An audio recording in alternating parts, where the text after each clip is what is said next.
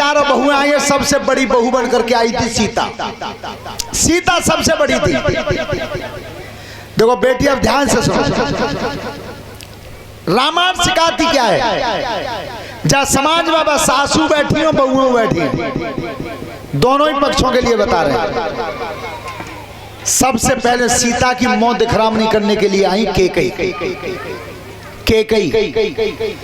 भगवान राम के ऊपर सबसे ज्यादा अगर कोई प्यार करता था तो वो थी केकई।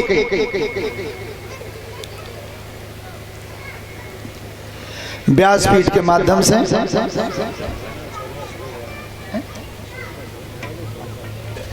100 रुपए सुरेंद्र सिंह यादव और 100 रुपए हेमंचल भाई साहब की तरफ से व्यासपीठ के माध्यम से पुरस्कार है हमारे लिए। 20-20 रुपए शास्त्री मंडल को है, धन्यवाद। तो आज भी देखा होगा तुमने, मौत खराब नहीं होती है जब बहू आती है तब।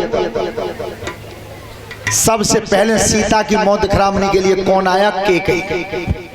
केकई ध्यान रखना, सबसे ज्यादा चतुर रानी थी महाराज दशरथ के यहाँ, तो वो केकई थी। तो केकई ने जिस समय सीता का चेहरा निहारा, तब कही बेटी सीता, जा अयोध्या में जितने भी भवन बने हुए हैं, सबसे ज्यादा सुंदर राज भवन मेरे पास, और वो पूरा राज भवन सोने का बना हुआ है। तो बेटी सीता, आज से मौत खरामनी में वो अपना राज भवन मैंने तुझे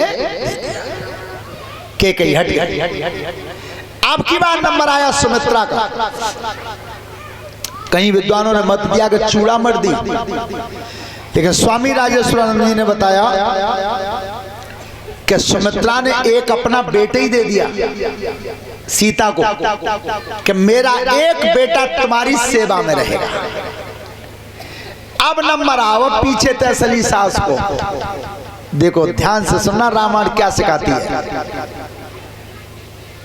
और आज भी देखो तुम, बहू जब नई घर में आते तो कोई रिश्तेदार ने घड़ी दे जाए, कोई धोती दे जाए, कोई तोड़ियां दे जाए, कोई अंगूठी दे जाए, लेकिन सबसे ज्यादा कीमती चीज कौन देता है? जो सास होती है, लड़के की माँ। अब कौशल्या विचार करती है मैं राम की माँ हूं और सीता मेरे बेटा की बहू है। अब मैं दूं तो दूं क्या? क्योंकि सबसे ज्यादा जो कीमती वस्तु थी वो थी केकई के पास, और केकई ने अपना राज भवन दे दिया था सीता को। अब कौशल्या खाली हाथ बैठी, क्योंकि अब बात ज्यादा कोई कीमती चीज है नहीं जो मैं दूं। कौशल्या ने अपनी बेटी समान बहू सीता को मौत खरामनी में क्या दिया? अगर जो कौशल्या ने दिया था वो सबको अच्छा लगे तो कौशल्या अपने मैया के नाम की ताली बजाना जोर से। अब देन तो दो। तब कौशल्या ने की बेटी सीता, जा अयोध्या में मेरे पास कोई संपत्ति नहीं बची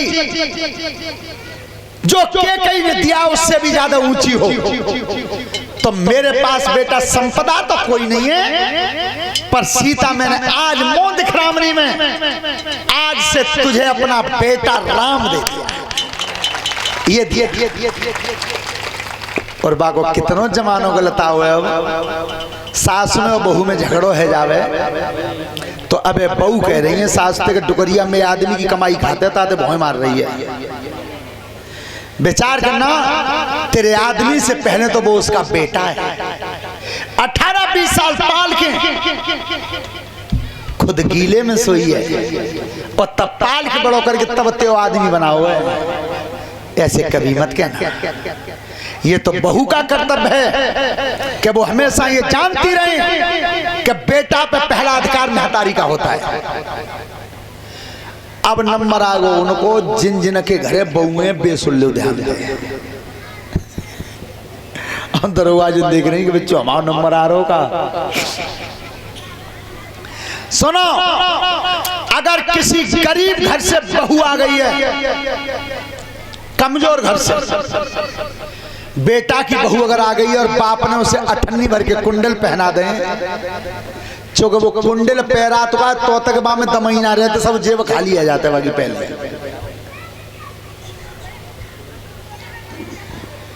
मोहित सनोप चंद्रवीर सिंह यादव 79 से 100 रुपए का पुरस्कार हमारे लिए, 11 रुपए शास्त्री मंडल और कलशवाली कन्याओं को 1 टिफिन। धन्यवाद। अब सुनो, बेध्यान से सुन क्यों जाइयो, मत ना की नहीं हला जाओ। हाँ, जिन जिन के घर में बहू हैं, अगर वो ठन्नी भर के कुंडल पहने आई है बहू, तो हमेशा बहू से ये कह देना कि बहू तो ठन्नी भर के कुंडल पहने बैठी है और सास 5 तोले के झाले लटकाए बैठी है, शोभा नहीं देगा। शोभा कब देगा?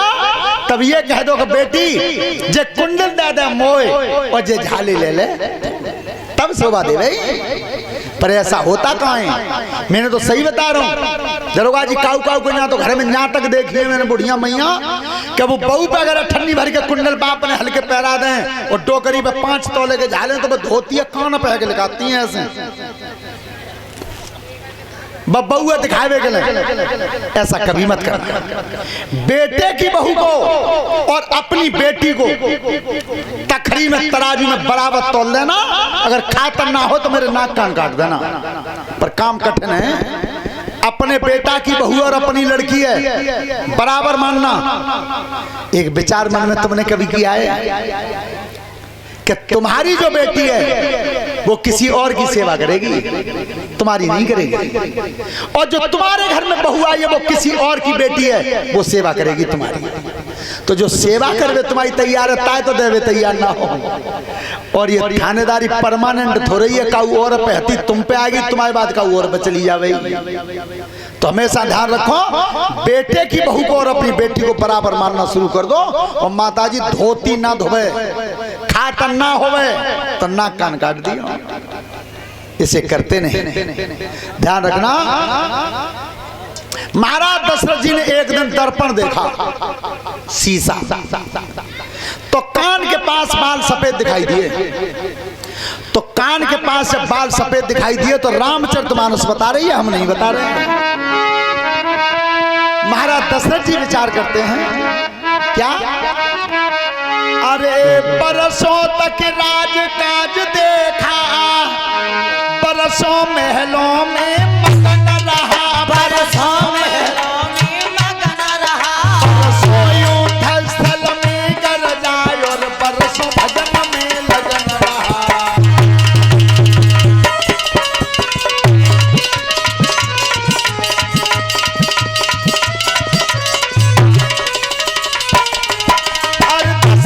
सोच रहे मन में मेरे पूर्ण है जाए खाजा है, मेरे पूर्ण है जाए खाजा है। और तब ही चैन पड़े दिल में जब राम बनेंगे राजा है।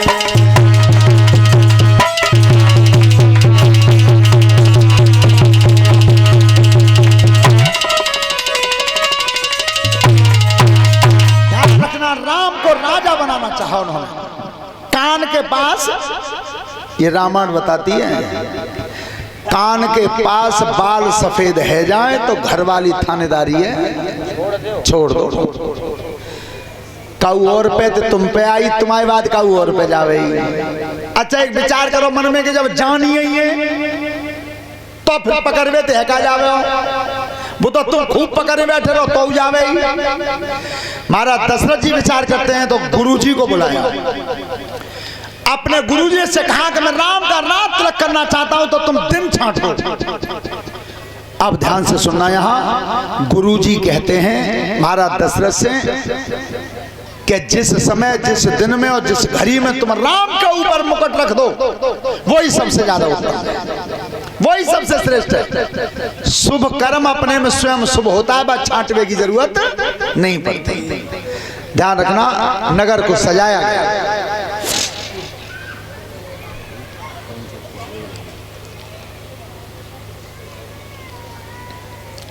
100 रुपये राजू यादव 79 से, ये हमारे लिए उन्होंने पुरस्कार भेजा है। परमात्मा सुख समृद्धि देता रहे, धन्यवाद। एक बात जीवन में याद रखना फौजी, दर्पण जो होता है शीशा, जब शीशा है तुम चाहे कितनी लाखों रुपया की रिश्वत दे दियो, पर जो है ताई दिखावे हो तो जी कह दोगा शीशा तो 1 लाख रुपया धन देते हैं तेजोरे कहने का जी हमारी चांद घूरी है गई है कारी दिखाई दे वो नहीं दिखाएगा, जो है वो ही दिखाएगा। वो दर्पण कभी झूठ नहीं बोलता। एक बात कहावत सुनी होगी आपने कि दर्पण कभी झूठ नहीं बोलता। और कैसे ना बोलते, काऊ को बालक दरोगा जी पढ़ लिखे इंजीनियर बन गया अमेरिका में, जैसे तुम्हारे डॉक्टर साहब बन गए, वो बाहर चला गया। अब मैंने मई अमेरिका में शादी कर ली, और शादी करी तो कैसी लड़की थी करीगा वो इतने बार राखती हैं। सो बिन्ने एक दिन कई इंजीनियर साहब ने कि वो एक गांव की याद आ रही है डोलिया में, कि डोलिया कि तुम चलो ही करना ना, इंडिया तो गंदा देश है, हम नहीं जाएंगे। बे नहीं आई। अब्बा इंजीनियर ने विचार करो कि बच्चों हम जा रहे हैं, हमारी मैया जी पूछे कि शादी कर ली है तो बहू कैसी है। सो बिन ने कहा करो कि बहू को फोटो खिंचवा के और फोटो धर लो सूट के समय। अब सोची कोई नई चीज नहीं चले, और ये अब भी मन में आती है, तुम कहीं बाहर यात्रा करवे जाओ तो यही नजर करते हो बाजार में कि कोई नई चीज होता है नहीं चले।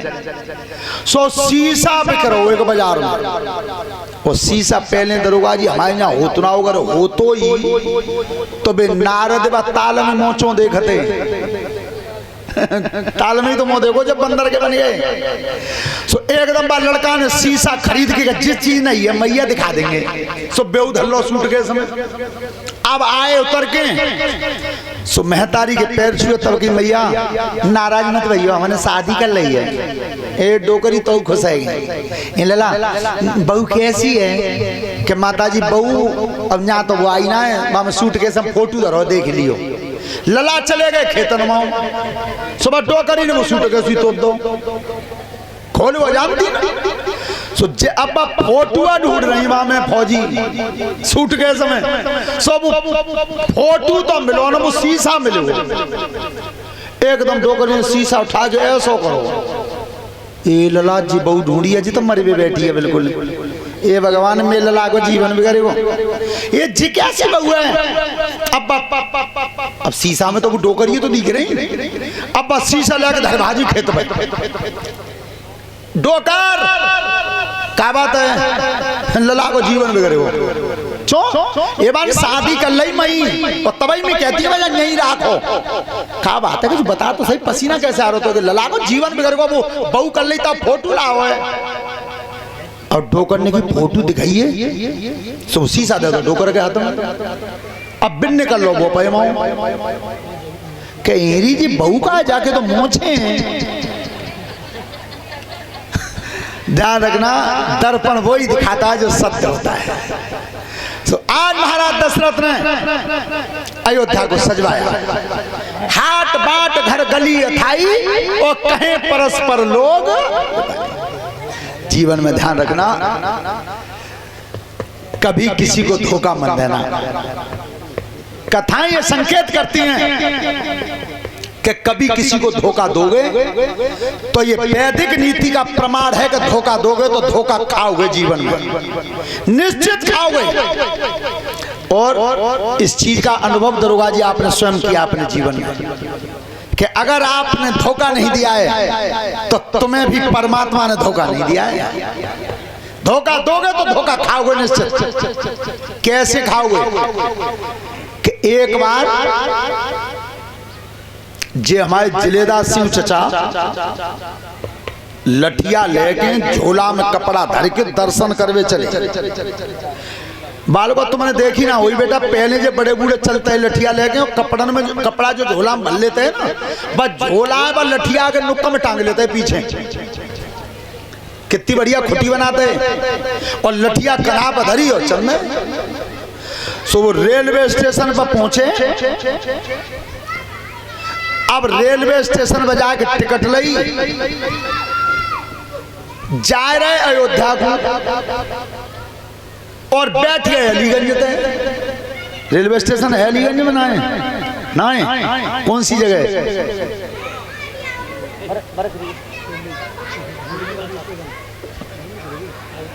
21 रुपए जगदीश महमूदपुर से, 21 रुपए विनोद महमूदपुर से, 11 रुपए कुरू महमूदपुर से, 11 रुपए भूरे महमूदपुर से, 11 रुपए रवि, नीरज, रमेश, आनंद, लालू और पंकज, 11-11 रुपए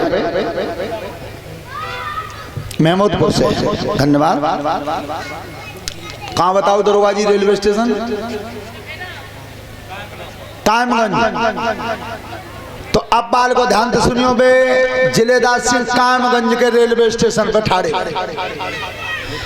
टिकट ले ली, झोला टंग रहा पीछे। अब जैसी वो रेल आई, चारों तरफ को भाजे पर बार रेल में कहूं पांव धर बैठो और नहीं मिलो भई रही याद है। अब उनकी अब नहीं काम बने हो, अब क्या करे भगवान जी, तो देर बाद चंदे भाई और रुपये चले गए टिकट में। सो एक रेल के डिब्बा के जोरे जाके और बहुत जोत चिल्लाने, जिलेदार सिंह ने आवाज दी कि जा डिब्बा में सांप। अब भैया सांप की तो भई बहुत होते, सो क्या तो कई का सांप। बालक बाई ने बालक सूट के सबाई ने सूट कर झोला ले तो सांप डिब्बा खाली, एक नहीं रो मामला। अब उनने क्या करो कि भीतर घुस के, और वो बड़ी वाली सीट होता दरोगा जी देखिए, वो बड़ी वाली सीट देख को लम्बे पा करके झोला मूड धर के चैन तो लेट के कहीं कैसा तुक्का बैठो है, हम पाँव धरे बैठो ना हो और नेक श्याप बता दो सब डिब्बा खाली डरो। हारे गए, थक गए, सोई गए।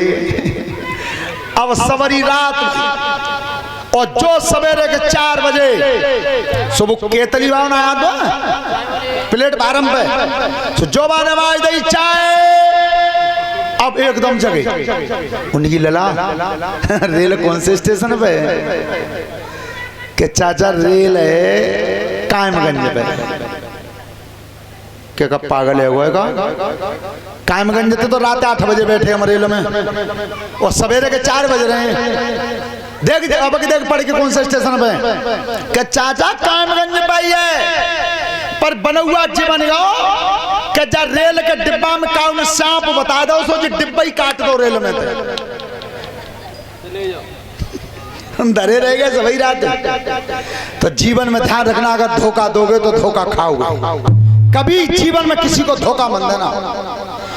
आज महाराज दशरथ जी ने अयोध्या को सजाया और जिस समय नगर सजा, भगवान श्री राम बोले कि कैसे मैया ये नगर सजाया क्यों जा रहा है, क्यों सजाया जा रहा है? बेटा तुम्हारा राज तिलक होगा, राज तिलक किया जाएगा। ये मैया राज तिलक की तैयारी कर रही हो, मोई बीमारी है। ध्यान रखना, जब भक्तों पर कष्ट आता है तो भगवान के सीने में दर्द होता है, सीना में। के कहीं ने की कि तो बेटा राम तुम्हें बीमारी है तो कहो वैद्य बुला लो। मैया ना, मेरी बीमारी की दवाई केवल तुम्हारे पास है और किसी के पास नहीं। मैया मेरे सीना में दर्द हो रहा है तो मैं तुमसे कुछ मांगना चाहता हूँ। कलश बनने वाली कन्या खड़े हो जाए सभी। कलश वाली बेटियां खड़ी हो जाए बेटी।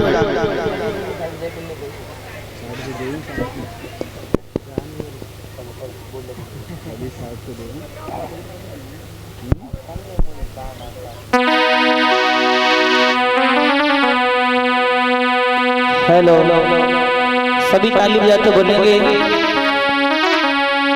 कि मिसरी से, कि मिसरी